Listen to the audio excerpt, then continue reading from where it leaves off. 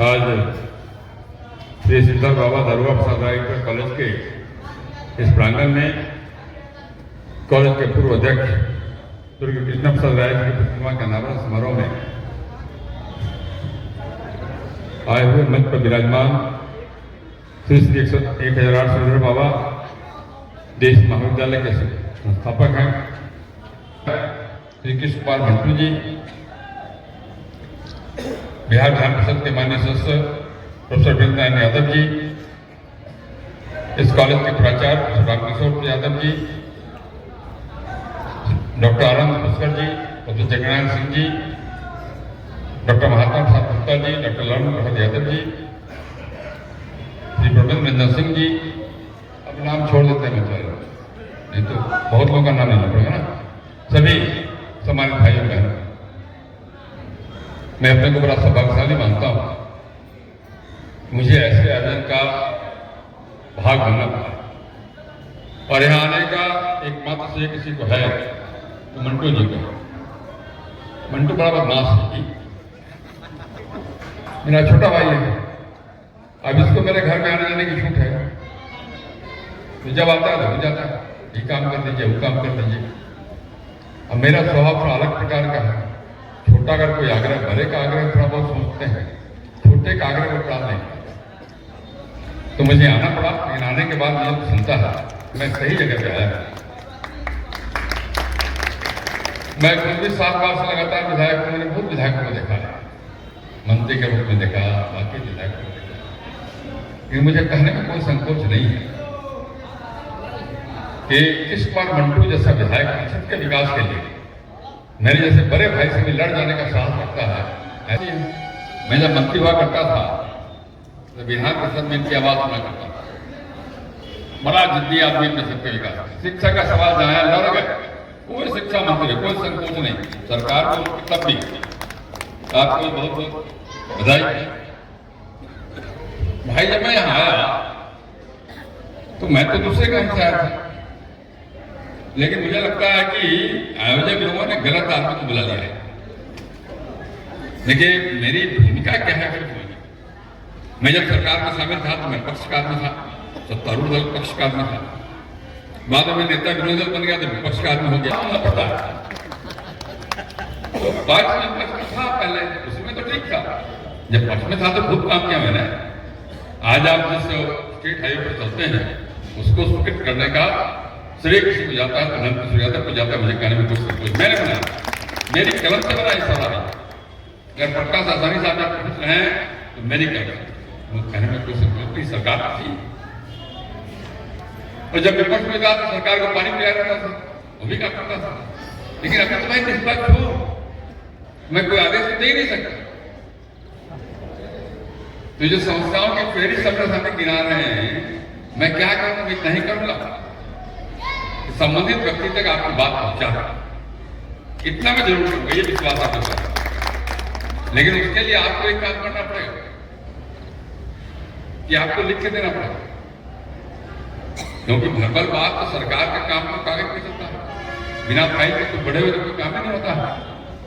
तो जिन समस्याओं का जिक्र आपने किया, वैसे आपके दोनों प्रतिनिधि बहुत मजबूत हैं, विधान परिषद तो शिक्षक के प्रतिनिधि है और विधायक महोदय भी मजबूत, लेकिन तब भी आपने मुझे सुनाया, मैंने कुछ नोट भी किया है, बाबा की बात में लिखी है, मेरे बाकी सिखाया। लेकिन अगर आप कागज में लिख के दे देंगे तो मैं प्रॉपर व्यक्ति तक आपकी आवाज पहुंचा दूंगा, इसी कारण की आपको।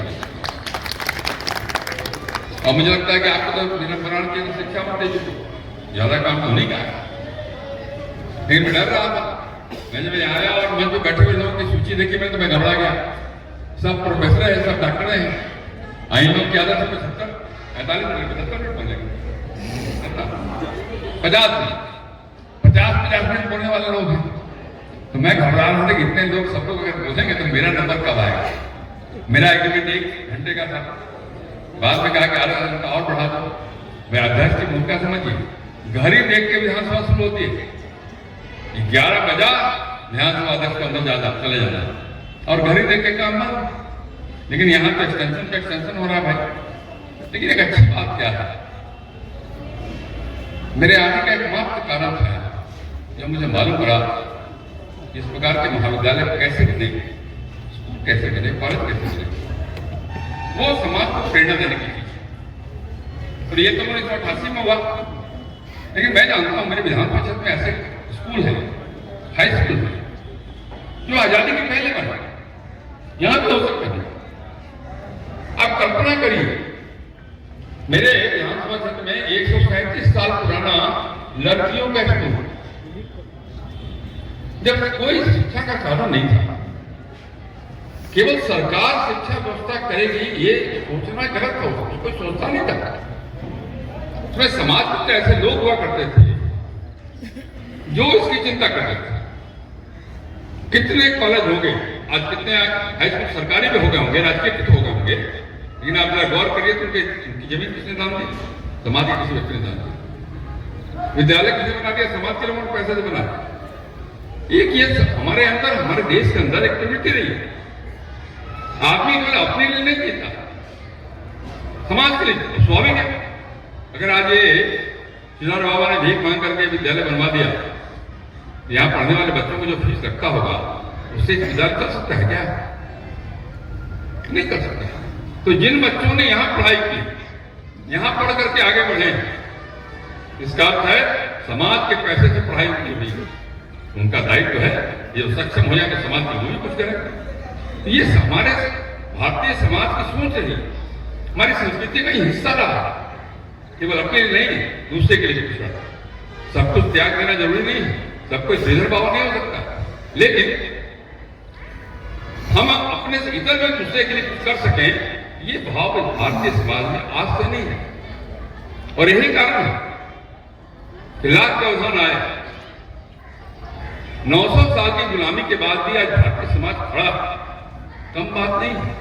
इसका अर्थ एक ही अर्थ है कि हमारे अंदर विपरीत परिस्थितियों से जूझने की क्षमता हमारे समाज के अंदर है, ये इसका वो कारण है।